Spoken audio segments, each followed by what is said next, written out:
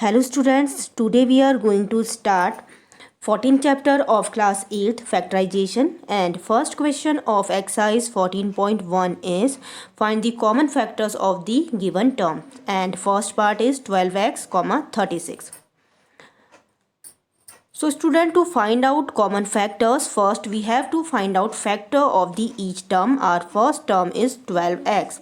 Here we have to find out factor of the 12x. So first we will find out factor of 12, and it is 2 multiply by 2 multiply by 3 and multiply by x. In the same manner we can find out factor of 36. After find out factor of the both terms, we will find out common factor between them. So it is very clear from here that their common factor are 2, 2 and 3. So we can write here 12 is the common factor of 12x and 36.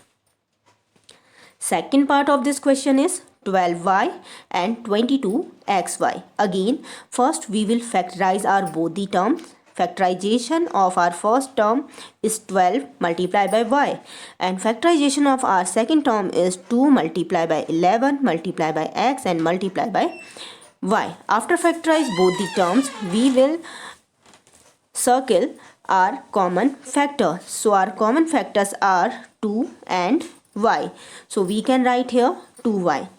In the same manner, you can solve remaining part of the question number 1. Now move to the question number 2. Second question is factorize the following expression, and first part is 7x minus 42. For solving this question, first we factorize 7x and 42. So factorization of 7x is 7 multiplied by x, and factorization of 42 is 2 multiplied by 3 multiplied by 7. So we can write here 7x as 7 multiplied by x and 42 as 2 multiplied by 3 multiplied by 7. Here 7 is the common in both the terms, so we can take it out, and our answer is 7 multiplied by x minus 6. Next part of the question is 6p minus 12q. Again, first we will factorize both the 6p and 12q. So factorization of 6p is 2 multiplied by 3 multiplied by p, and factorization of 12q is 2 multiplied by 2 multiplied by 3 multiplied by q. Here we can see that 2 and 3 are the common number in both the terms, so we can take it out, and our answer is 2 multiplied by 3 inside the bracket p minus 2 multiplied by q. So our final answer is 6 multiplied by p minus 2q. In the same manner you can solve its remaining parts. Now move to our next question. Our third question is factorize, and first part of this question is x square plus xy plus 8x plus 8y. So first we will factorize each and every term of this question, and then we can take common from the first two term and last two term. So here x is common in first two term and 8 is common in last two term. After taking x and 8 outside, we have x multiplied by x plus y and 8 multiplied by x plus y.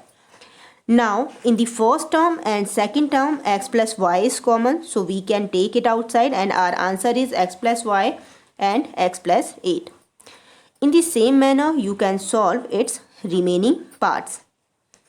Now move to our second exercise 14.2, and first question is factorize the following expressions, and our first question is a square plus 8a plus 16.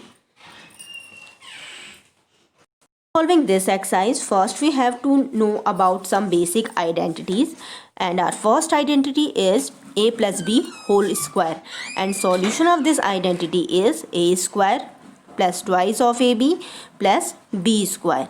Our second identity is a minus b whole square, and solution of this identity is a square minus twice ab plus b square. Our third identity is a square minus b square, and solution of this identity is a plus b and a minus b. Our fourth and last identity is x plus a and multiply by x plus b, and solution of this identity is x square plus a plus b multiply by x plus a multiply by b. Now move to our first question. First question is a square 8a plus 16. First we will factorize this. We will write this question in the form of our first identity. So we can write here, in place of a square we can write here a whole square. In place of 8a we can write 2 multiply by a multiply by 4, and in place of 16 we can write here 4 square. Now this is the expanded form of the identity a plus b whole square, so we can write here a plus 4 whole square. In the same manner you can solve its remaining parts. Our next question is factorize, and first part of this is 4p square minus 9q square. Again, first we will reduce this question in our identity form. So we can, in place of 4p square we can write here 2p whole square, and in place of 9q square we can write here 3q whole square. As we all know that a square minus b square is a plus b, a minus b, so we can write here 2p plus 3q multiply by 2p minus 3q. In the same manner you can solve its remaining parts. Now move to our next question, factorize the expression, and first part of this question is ax square plus bx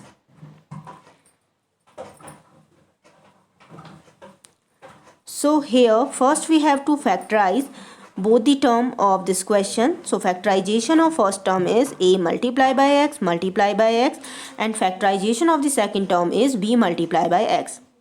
We can see here x is common in both the terms, so we can take it outside, and our answer is x multiply by ax plus b. Remaining part are similar to the first part, so you can do all the parts by yourself.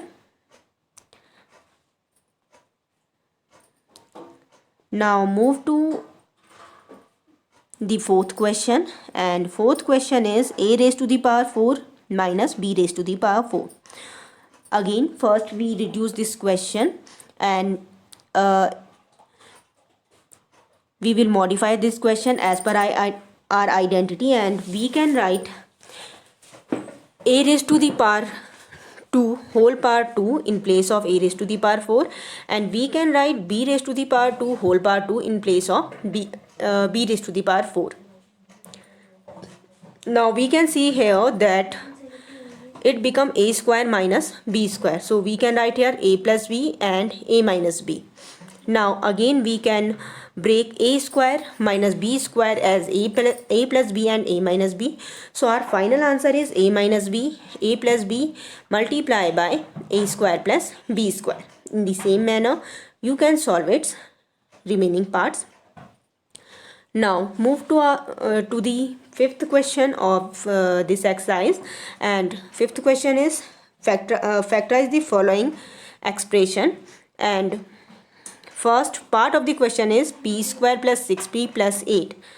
So We can solve this question by splitting the middle term method. In this method, we have to find out a pair of number whose multiplication is equal to constant term and whose addition or subtraction is equal to the middle term.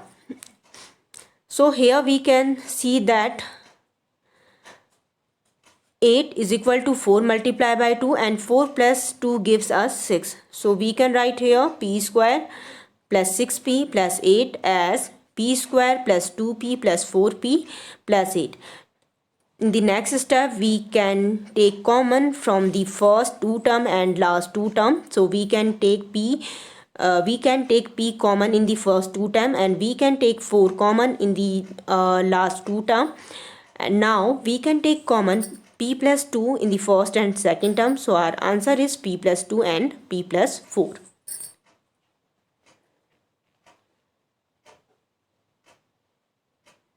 In the same manner, you can solve its remaining two parts.